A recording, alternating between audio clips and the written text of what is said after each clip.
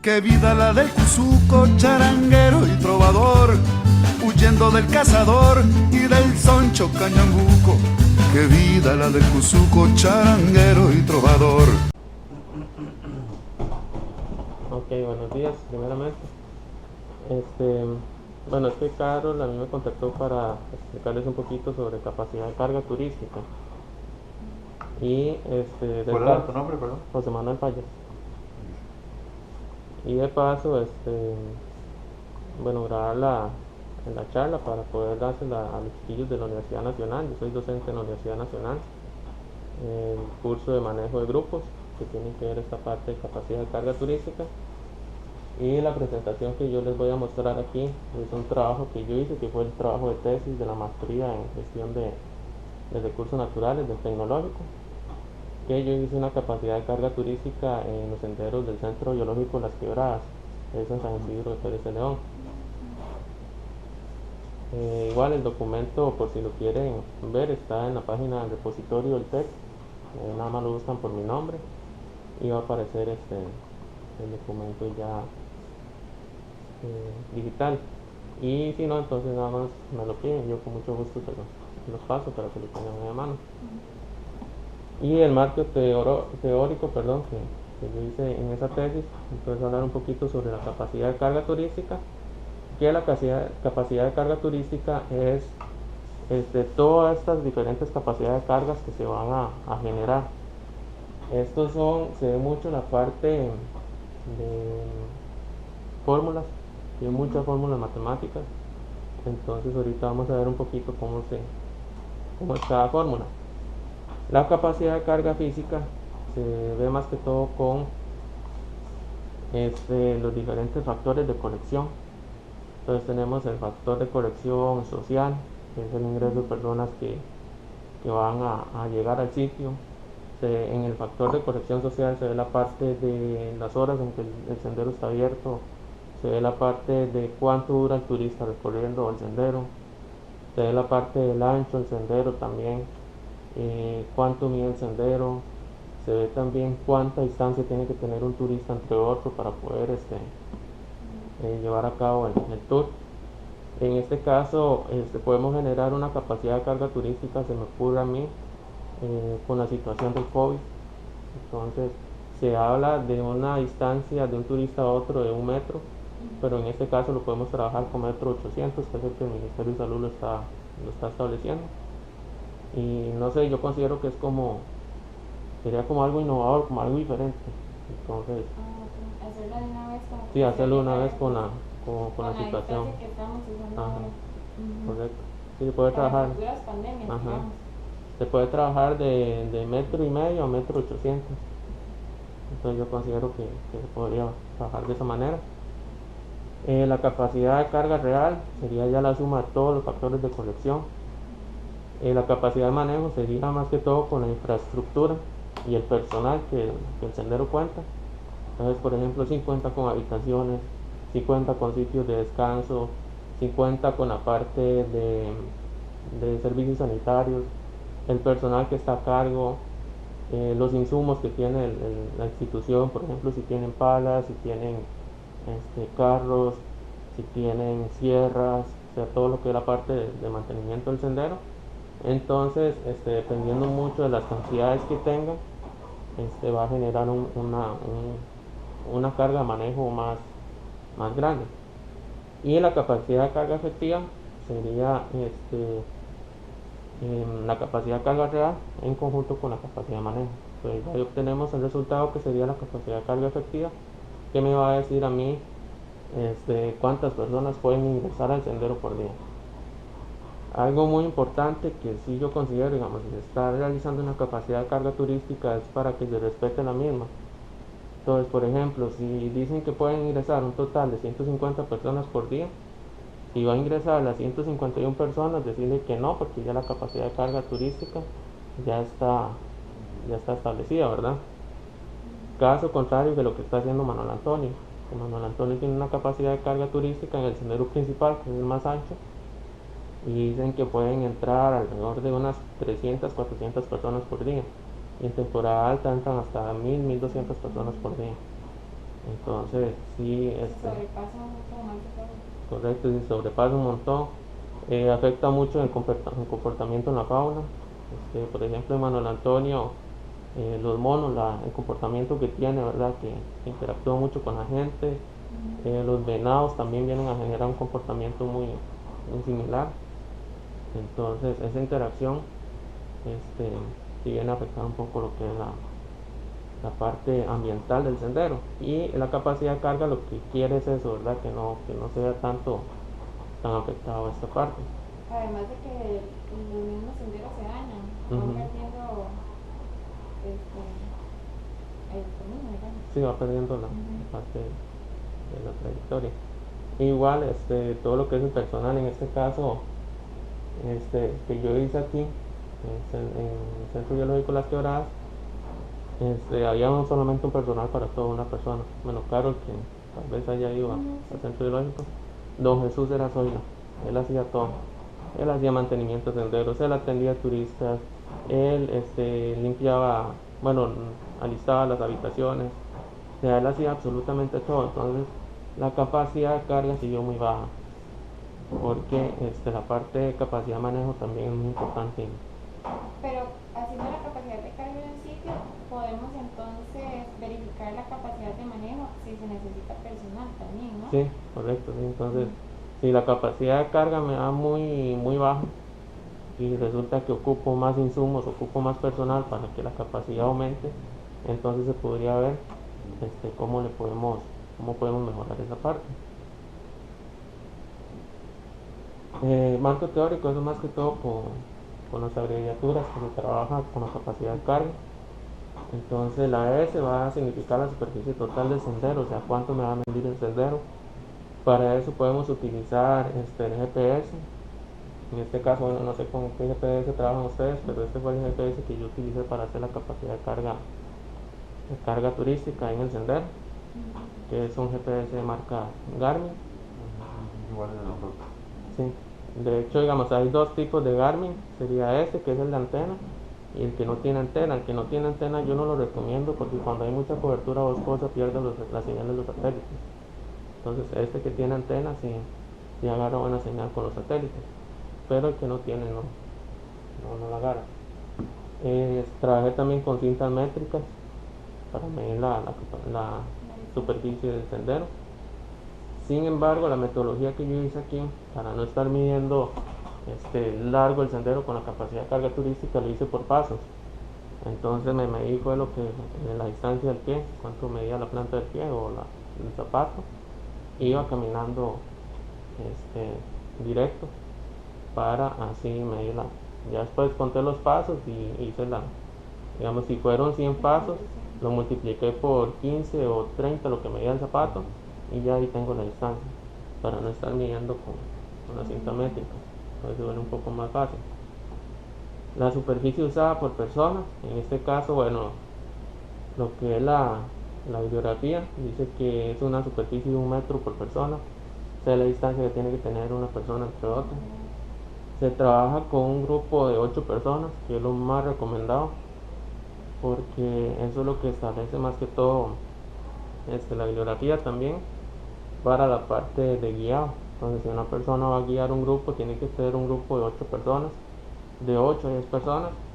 Si es un grupo mayor a 10 personas, se recomienda que sean 2 guías turísticos, entonces, para tener un buen manejo del grupo. Pero por ejemplo en este caso, que a veces vienen grupos de estudiantes y solo contamos con un educador, entonces, ¿qué sería lo más recomendable? Lo más recomendable sería, bueno, primero que vengan más educadores. Y si no, entonces, Bueno, se toma en cuenta el educador que traen los muchachos. y si no, entonces nombrar a alguien aquí del personal a cargo. Pero cuando se hace una gira, por ejemplo, universitaria, en las escuelas sí no sé cómo se maneja, pero universitaria siempre el educador va a venir informado del sitio. Entonces se puede guiar al grupo.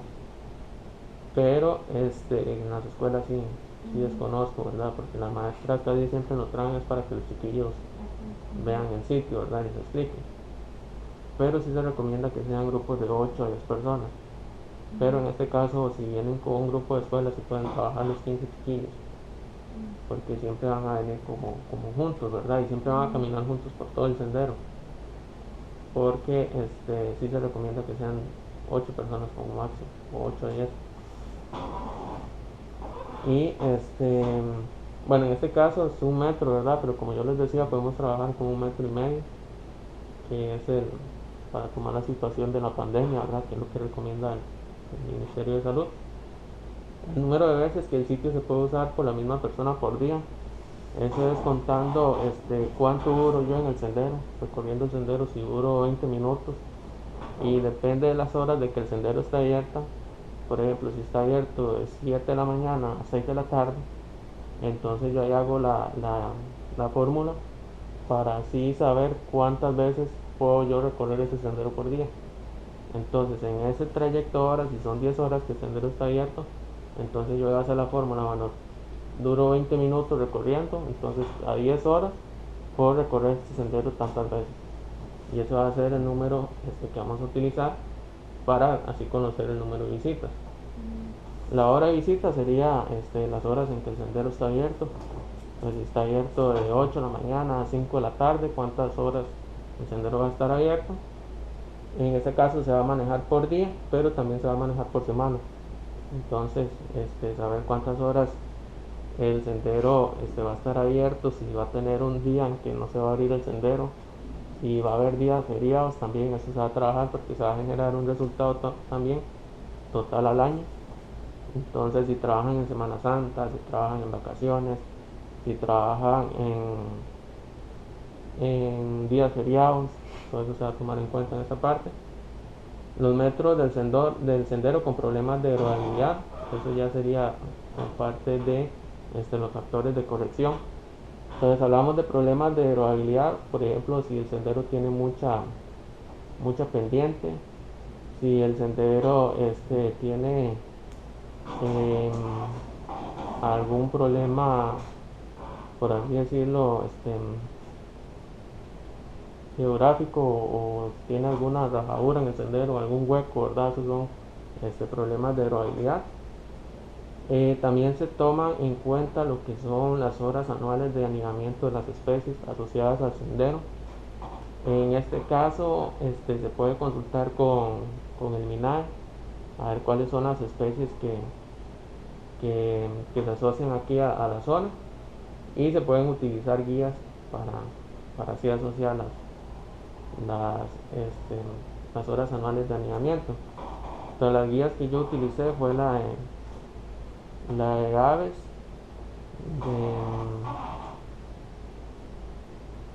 ¿cómo se llama este señor? A mí se me va. El de Pérez. Alexander Scott. Sí, de ese señor.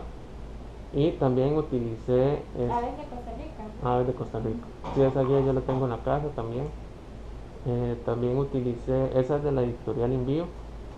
El problema de esa guía es que ahora cuesta mucho conseguirla, como la editorial Envío cerró por falta de presupuesto del gobierno, entonces cuesta mucho conseguirla. Yo esa guía la conseguí en Pérez de León, en la librería San Isidro, que ellos todavía manejan como Envío, y la que utilicé fue la 4ª edición, es como la más reciente. Y utilicé también el libro de Mammals of Costa Rica, no manejo ahora yo creo que por aquí viene la bibliografía al final.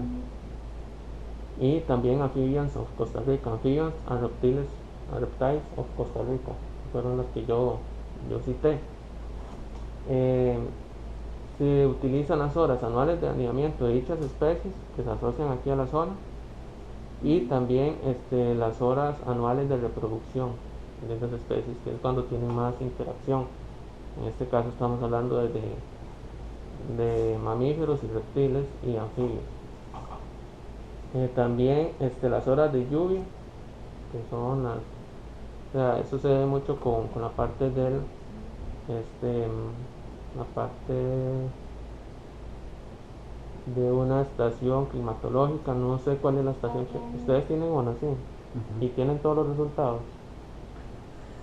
Creo que están actualizados al primer semestre de este año. al primer semestre. Ujú. Porque todavía no están en línea. Ajá. Hay que pedirlos al meteorológico. Y el año pasado tienen resultados. El año pasado sí, Sí. tiene. Ah, bueno, entonces pueden trabajar con los del año pasado para saber cuáles son las horas totales anuales de lluvia en el sitio. Entonces quedaría genial, se puede realizar un climadiagrama también para así tener los resultados más claros. El climadiagrama es muy fácil de hacer, igualmente si ustedes ocupan que les explique o que yo se los realice, yo se los puedo realizar. Climadiagrama.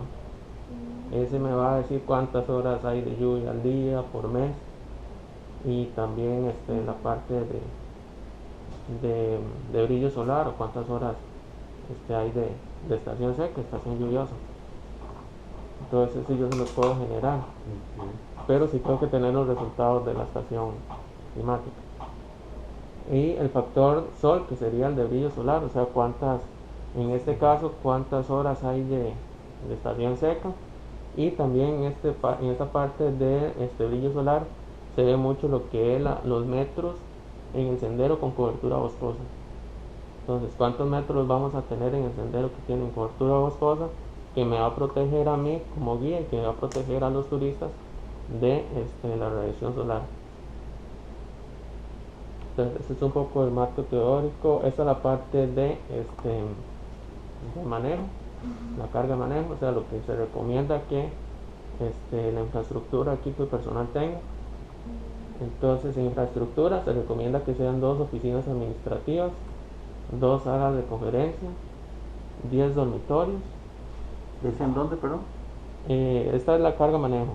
Ah, ok. Lo que se recomienda, lo que la bibliografía recomienda que una empresa o que una estación tenga que tener. Ok. Entonces 10 dormitorios, 4 servicios sanitarios, 4 baños, 4 sitios de descanso, no solamente en la parte principal, sino que también puede ser en el sendero, que hay algún sitio ahí donde el turista pueda descansar, que son los conocidos pollitos, ¿verdad?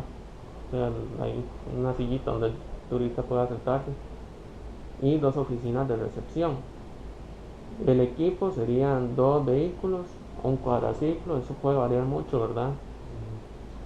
Las motosierras, 3, 5 palas, 5 machetes, 3 picos, 3 carretillos, 4 revólveres para seguridad, 4 hojas cartográficas, que en este caso se pueden omitir porque ya las hojas cartográficas ya no se trabajan. Y ahora todo está en línea también, se pueden descargar.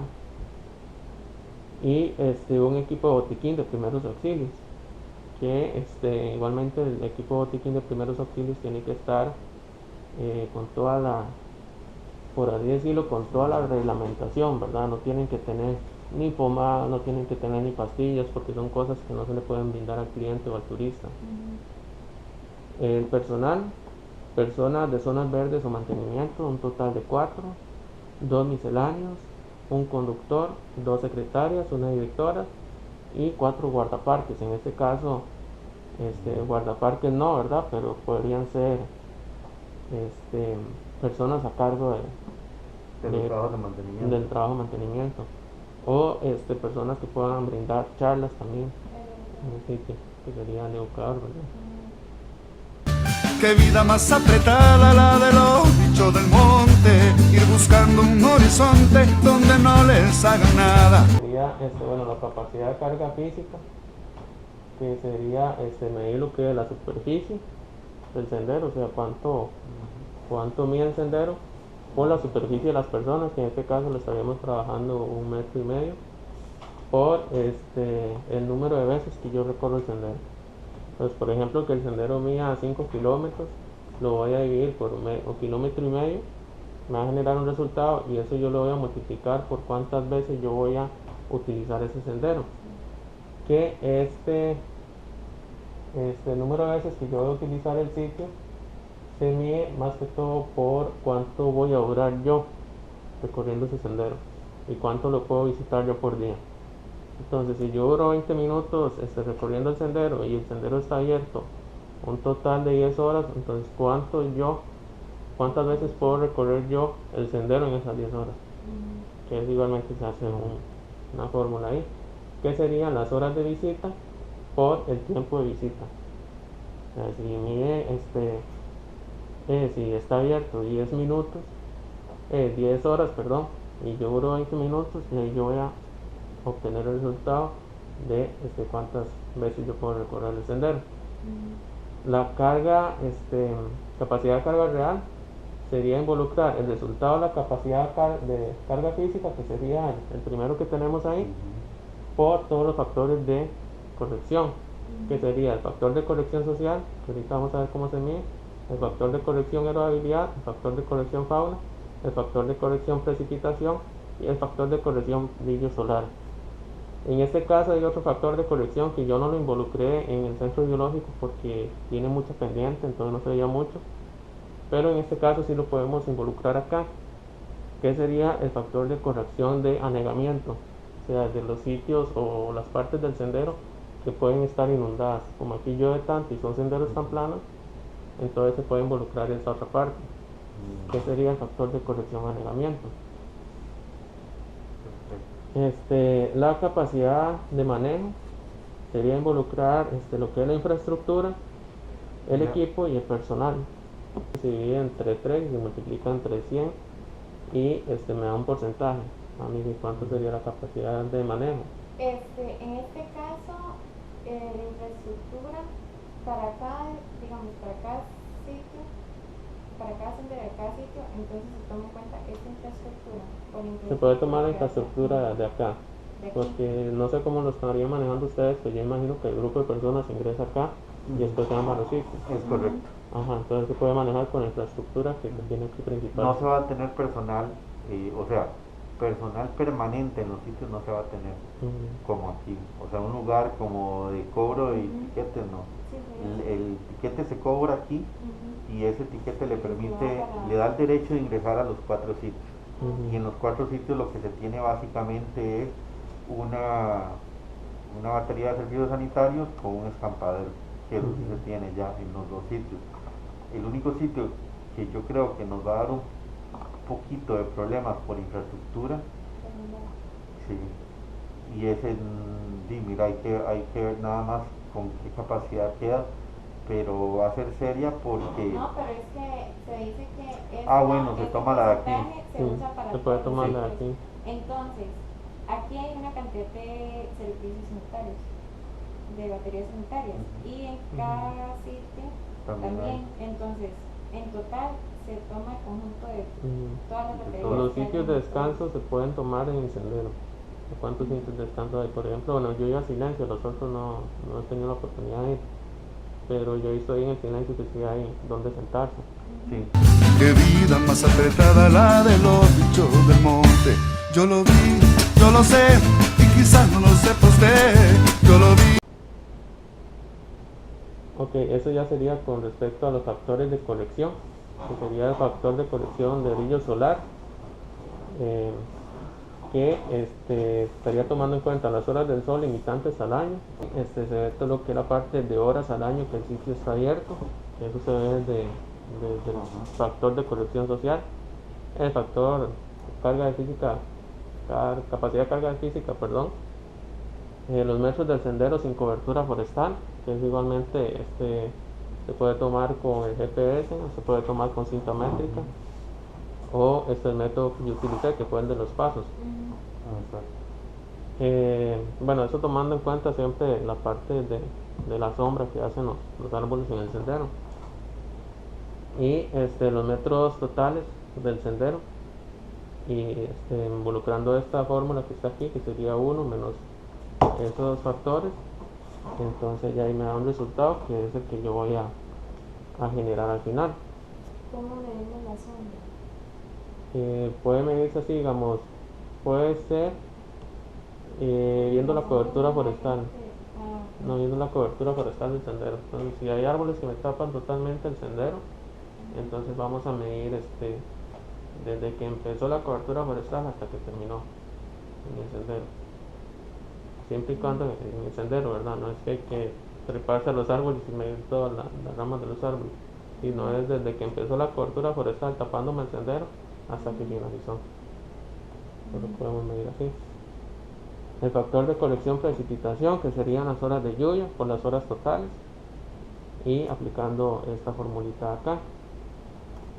Igualmente, si ustedes me dicen que tienen los datos de la estación climatológica ahí, entonces yo puedo generar un climadiagrama y ya sería mucho más fácil trabajarlo así. El factor de corrección fauna sería las horas anuales de anidamiento, eso ya es más que todo con guías que se trabaja. Entonces igual ustedes dicen que tienen las especies identificadas aquí, entonces nada más se buscan en la guía y mediante la bibliografía me va a decir esta especie tiene anida desde tal mes hasta tal mes, ¿verdad? Eso tomando en cuenta las horas en que está abierto el sendero. Entonces si el ave anida, digamos, las 24 horas al día, yo voy a utilizar nada más las 10 horas que el sendero está abierto, no voy a utilizar las 24. ¿Cómo hago un estándar de todas las especies? Eso lo puede manejar por Excel. Se hace una hoja de Excel, pone especie, pone el mes de anidamiento, los meses de anidamiento, y ya después saca las horas. Es un promedio. Saco el promedio. Sí. Y bueno, las horas totales en que el sendero se encuentra abierto también. El factor de corrección social, tenemos este primer dato, que serían los metros totales del sendero por el largo del sendero. Este factor de corrección social, el primero que está acá, es como el más difícil de medir, por así decirlo, porque se involucra muchas cosas. Entonces ML sería MT por P. Para averiguar MT se tiene que averiguar los metros totales del sendero, que eso sí se va a obtener desde el inicio. Para averiguar P se ocupa el NG, que el NG sería el largo del sendero dividido entre la distancia requerida por cada grupo. O sea, si el sendero va a medir 1 kilómetro y yo voy a manejar un grupo de 8 personas, entonces voy a dividir 1000 metros entre 8 metros, que serían el total de personas que van a ir, ¿verdad? Que cada persona va a tener 1 metro de distancia. Y la distancia por persona. Entonces, este caso sería el resultado que me dio del NG por 1, ¿verdad? Que este caso sería el metro que estamos manejando. Si vamos a manejar más, como yo les decía, 1,5 metros, 1,800 metros, entonces se multiplica por eso y ya vamos a obtener P. Ya con P podemos multiplicarlo por los metros totales del sendero, vamos a obtener este dato aquí y ya podemos realizar el factor de corrección social. Es un poquito más tedioso, pero no es tan difícil, ¿verdad? El factor de corrección y erodibilidad sería metros del sendero con problemas de erodibilidad por los metros totales. Yo les decía a ustedes que se puede meter el de anegamiento también. El de anegamiento es básicamente el mismo que erodibilidad, nada más que los metros totales del sendero con problemas de erodibilidad cambiaría con los metros totales con problemas de anegamiento, pero es la misma formulita que se tiene aquí en parte de erodibilidad. Esos serían los factores de corrección. Yo lo sé, pero vaya, no lo sabe usted. También generé un cronograma de lo que fue de visitas y todo lo que hice con respecto a la tesis en sí.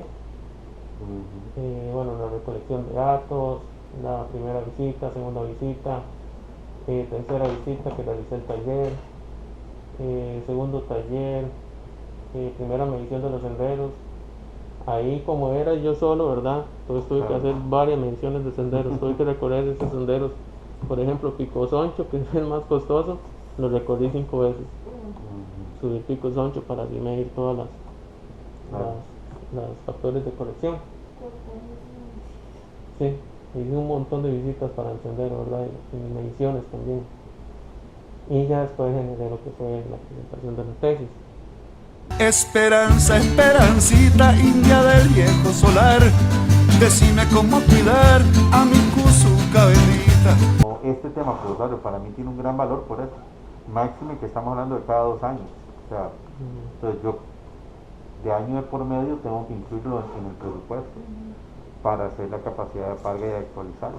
De hecho, lo que vos mencionas, digamos, son un poco los sitios que tienen capacidad de carga turística y son pocas las personas que trabajan en esto. Cuando yo presenté esta tesis, a mí el tecnológico me dijo, solamente hay 2 personas que han registrado una metodología definida en Costa Rica para capacidad de carga, que uno es Cifuentes y el otro es usted.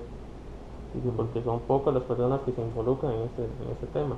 Sí, porque es que, por ejemplo, eso ha sido una gran debilidad de los parques nacionales, de que SINAC no tiene dentro de sus planes una obligatoriedad de que todos los parques nacionales deban de tener la capacidad de carga. Entonces, yo lo único que sí conocía era el de Manuel Antonio. No, para mí ahorita es nuevo lo de Guayabo, porque no lo sabía. Pero fuera de eso, los otros parques, mira, hay otro que yo estuve con la gente de,